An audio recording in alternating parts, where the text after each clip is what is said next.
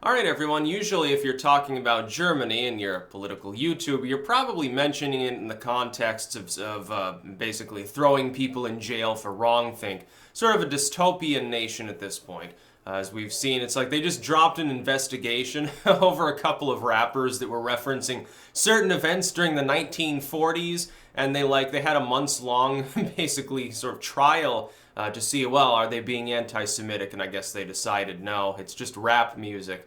Well, no shit, it's usually meant to be offensive. Now, offending people, by the way, is a good thing. We need to do it more often to prevent attacks on free speech.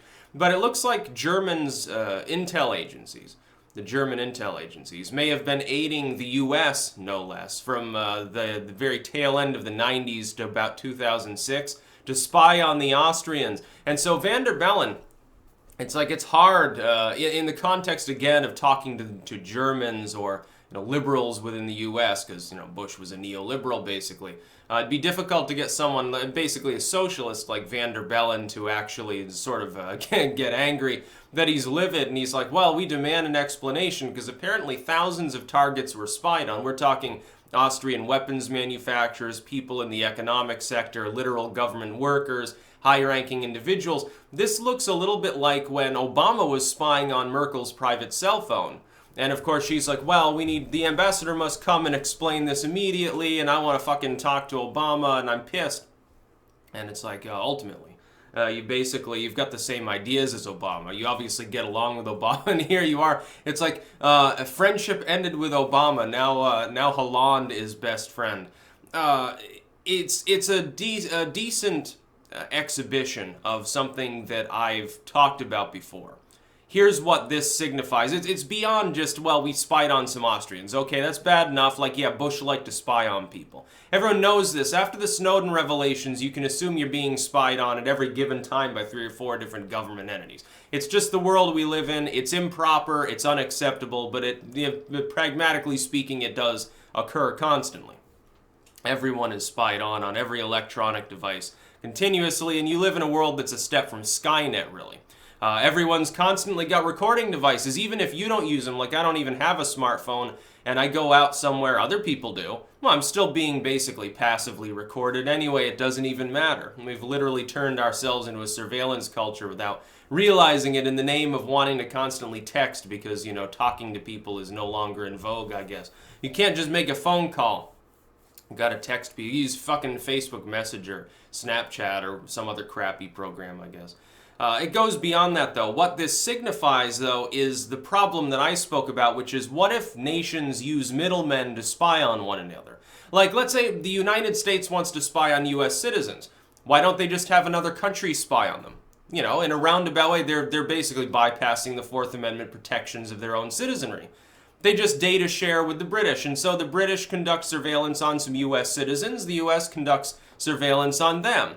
It's a quid pro quo. They spy on one another's citizens while fully sharing all of that data because the real target is their own citizenry.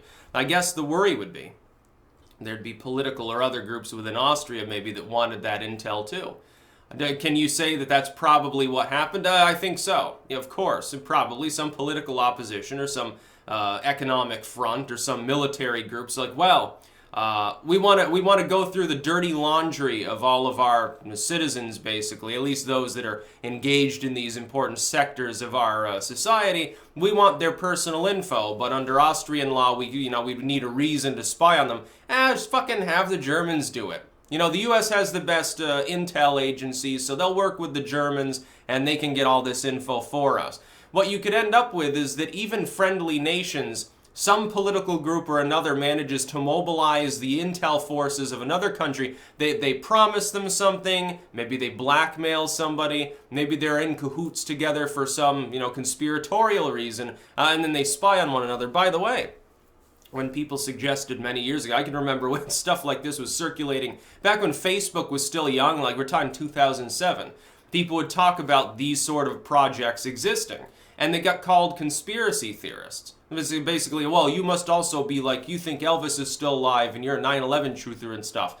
And it's like in a vacuum, of course, it's just the claim that power is a corrupting force and probably the intel agencies, their power gets misused. Because it would be so simple to do. Look, there's no risk involved in doing that because of all the data sharing agreements that exist between all these Western nations. They even have, like, they could be used as middlemen even across to the Eastern world. Like, oh, the US shares some data with Japan, and Japan shares some data with Korea, and they share some data with China. It's like, 3 steps removed, one nation to another. It doesn't even matter. Like, you could link US and North Korean intel. Pretty soon you're getting intel from people in Turkmenistan. It's like, oh, yeah, that dude over there in the tent, he's actually an opium trafficker. How do we know? Well, the Turkmen intelligence learned it, and then they shared that data with Kazakhstan, and then they shared that data with Russia, and they shared that data with Hungary, and now it's here. It's keeping tabs on everyone in the world. I wouldn't be surprised if through this web of data transfer, one organization to another, it's not always the government, it could be an organization that's semi-autonomous from it. Some intel services, they're so powerful within their nations, they can bring down a politician at a whim. Nobody's going to stop them from doing this sort of thing. It's a grave danger within this world. We need to think very long and hard about whether we want to live in a world where even if you're out in the middle of nowhere, you're literally being spied on at any given time. It's like when people who are like actual conspiracy theorists, they're like, Mark of the Beast, RFID chip. Oh my God, the government's going to chip you. Look, in Sweden, people do that to get into work. It's like totally voluntary. When they say, well, the government's going to try to put chips in your skin to track you, I'm like, you do it. You carry a smartphone around all the time.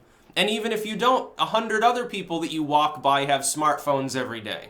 Unless you live literally out in the middle of the fucking boonies, you're constantly being monitored. You don't understand that all the audio that those phones are capturing is on a government server.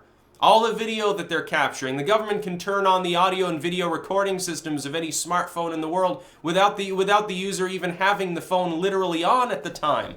It doesn't even matter. So yeah, I think it's regrettable, but it goes way beyond, a couple thousand Austrians were spied on 10 years ago. Okay, though, yeah, I'm sure that's concerning to the government of Austria. Look at how much further it potentially goes. Therein lies the problem. Are we going to have a society in this world where literally you have to be in sub-Saharan Africa if you don't want to be constantly monitored saying everything that you say? And by the way, can these intel agencies, if one went rogue, all you need is one psychopath to accidentally get put in as the head of one of these agencies, not just in the US, but even potentially in a hostile nation, and because of data sharing, they could ruin the lives of millions of people.